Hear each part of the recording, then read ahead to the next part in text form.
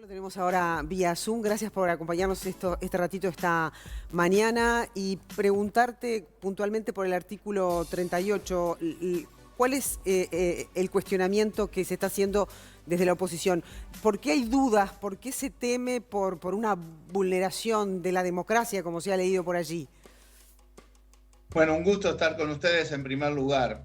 Evidentemente estamos viviendo una situación muy preocupante. La conferencia de prensa del día de ayer del grupo científico dejó muy claro que estamos en una etapa diferente de la pandemia en Uruguay y por lo tanto las medidas que apuntan en general a reducir la movilidad social van en la dirección correcta y bueno, y buena parte de los anuncios de ayer, si bien quizás podamos verlos como insuficientes, van en esa dirección. Sí preocupa porque es obligatorio que nos preocupe el planteamiento de la limitación de un derecho constitucional, que es el derecho de reunión. Por algo está en la Constitución. Nosotros entendemos la motivación y evidentemente tiene que ser muy claro el planteamiento de que exista un evidente riesgo sanitario, ¿verdad?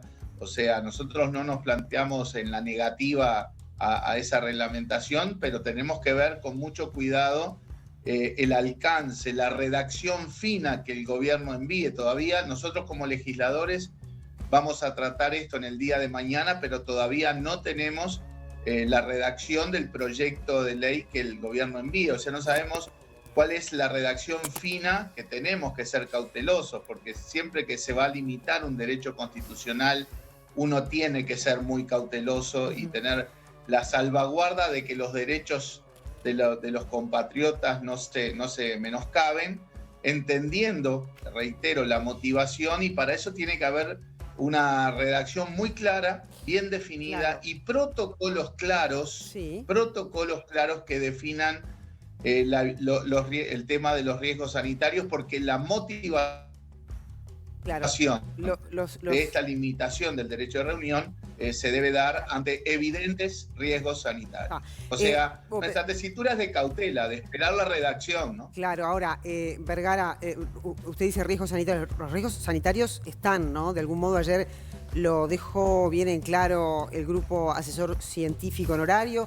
Está claro que el espíritu que tiene el reglamentar o modificar este artículo va para, de algún modo, bajar la movilidad. Y usted dice, bueno, vamos a esperar la letra chica de esto, ¿no? Las dudas que se plantean. Sí, porque riesgo sanitario en general está claro que está sobre la mesa. Ahora, lo que tiene que especificarse es si en una reunión específica hay un evidente riesgo sanitario que habilite a la vulneración del derecho de reunión. Ahora, a eso me refiero. ¿El Frente Amplio en qué condiciones acompañaría la votación de mañana? En la medida en que haya definiciones bien precisas con respecto a los temas de la aglomeración y un protocolo bien claro en donde obviamente entendemos que es el Ministerio de Salud Pública el que tiene el rol fundamental para definir en qué condiciones una reunión plantea un evidente riesgo sanitario. Puede poner... Puede ser eso un cheque en blanco, ¿verdad? Claro, ¿qué es una aglomeración? Claro, un ejemplo de lo que debería incluir. En definitiva, creo que nadie tiene claro lo que es una aglomeración. Eso es lo que va a pretender en realidad definir justamente. Es difícil definir lo que es una aglomeración. Para limitar un derecho constitucional, ese tipo de definiciones tiene que ser muy precisa. No puede ser muy genérica porque si no se abre la posibilidad a que, bueno, de que en circunstancias ante la duda se actúe de una manera o de otra. O sea, nosotros vamos a analizar concienzudamente, porque somos conscientes de la situación y porque sabemos que tenemos que trabajar en pos de la salud de la población, vamos a trabajar en esa dirección, pero reitero, con la necesaria claridad en la redacción que especifique sin mayores ambigüedades en qué circunstancias hay evidente riesgo sanitario y que haya un protocolo claro para la definición de esa situación que, reitero, amerite la limitación de un derecho que está ni más ni menos que en la Constitución. Claro, necesariamente entonces habría que poner una serie de definiciones en función de los factores y del contexto en que se dé esa aglomeración. No es lo mismo una aglomeración en una plaza, a una aglomeración en una habitación, en un ascensor, en un estadio. Justamente fue lo que dijo. Por eso hay que esperar la redacción fina, concreta del gobierno, ¿verdad? Lamentablemente los tiempos nos llevan a la carrera, ¿verdad? por la situación, todavía no tenemos una formulación de eso para analizarlo. Vamos a tratar en el Senado y en diputados en el día de mañana. Nosotros tenemos la disposición, como tuvimos la misma disposición de apoyar y aprobar las medidas de gobierno a ritmo, ¿verdad? Prácticamente sacar una cantidad de leyes en el día, como pasó allá por marzo y abril. Bueno, nosotros tenemos la disposición para contribuir en ese sentido, pero no podemos decir mucho más hasta no tener la redacción explícita que el gobierno envíe en esta materia. Vergara, la intendenta acosa en la misma línea que usted decía que el Parlamento va a tener que estudiar bien la propuesta a reglamentar. ¿Hay tiempo para eso?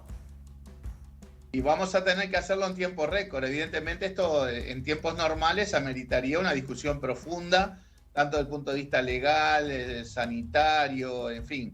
Pero los tiempos acá son los que son porque hay que hacerlo de manera ultra rápida. Vamos a actuar con la mayor responsabilidad que podamos hacerlo en tiempos que sabemos que son muy exiguos. ¿Y el Frente ya está pidiendo asesoría en este sentido?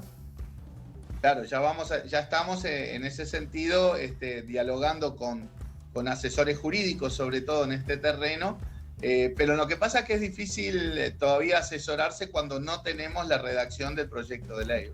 Y Vergara, buen día. ¿Y han tomado, por ejemplo, en consideración cosas que han pasado en otros países? Porque en otros países las medidas han sido mucho más restrictivas y más duras que lo que puede estar planteándose ahora con esta limitación.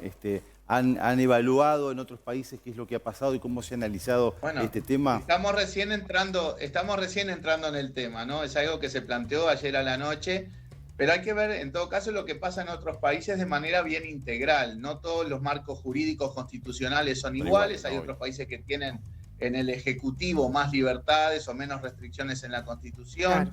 También en otros países, yo diría en casi todos los países del mundo, estas medidas sanitarias vienen acompañadas de apoyos económicos que en Uruguay son muy exiguos, porque cuando uno lo que apunta es a reducir la movilidad social, sabemos que hay actividades económicas, sociales que se reducen o se dejan de hacer, eso tiene impactos en el bienestar de la gente.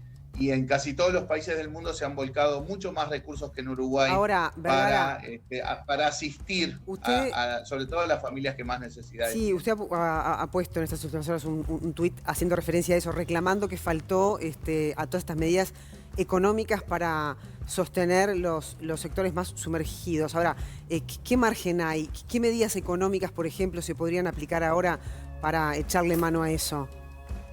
La misma que ha venido planteado el Frente Amplio desde su reunión con el presidente de la República en el mes de marzo, que es garantizarle a las 300.000 familias que peor la están pasando un ingreso mínimo mensual equivalente a un salario mínimo nacional. No es tirar manteca al techo, no es una cifra inmanejable. El Estado uruguayo tiene el margen financiero para hacerlo y hasta el momento no se ha hecho. De manera transitoria, por supuesto. Si aquí hay un horizonte de acá a abril para ver qué pasa con el tema vacunas, etcétera, bueno, tomemos este tramo de 4 meses para ayudar a esas familias con un salario mínimo, completarles un salario mínimo, porque algunas familias ya reciben algo de la tarjeta del MIDES o de asignaciones familiares. Bueno, completar un salario mínimo es una cifra muy ¿Y cuánto le sale al Estado eso? ¿Usted hizo el cálculo? ¿Cuánto le sale al Estado? Sí, el apoyo en este sentido durante los 4 meses ascendería más o menos a unos $300 millones, que es un poquitito más de medio punto del producto. Y usted si fuera transitorio. Bárbaro. Y si fuera ministro de Economía, ¿usted de dónde saca esa plata hoy? Esa plata, desde el punto de vista financiero, el Estado dispone de ese dinero, tiene capacidad de acceder a ese dinero. De hecho, el Estado está tomando medidas, por ejemplo, con los temas de seguros de paro o de exoneraciones tributarias, se están volcando algunos recursos. El tema es que tenemos un conjunto de familias que no acceden ni al seguro de paro, ¿verdad?, ni a medidas de exoneraciones tributarias para pequeñas empresas. A esas familias que son las más vulnerables, apenas se ha dado ayudas muy menores, algunas de 1.200 pesos mensuales, cosas por el estilo, que son muy insuficientes, sobre todo cuando se tienen que endurecer medidas que apuntan a a reducir la movilidad social, porque esa gente vive de la diaria, de hacer una actividad cotidiana. Si nosotros queremos que se cuiden, que se mantengan en sus casas o en la burbuja, como ahora se plantea, bueno, tenemos que dar la ayuda mínima para que ellos puedan cuidarse de la misma manera que podemos cuidar nosotros que tenemos otras seguridades u otros accesos al sistema de seguridad social. Mario Vergara, le agradecemos los minutos esta mañana para Buen Día, ¿eh? Ha sido un gusto. Y buena votación.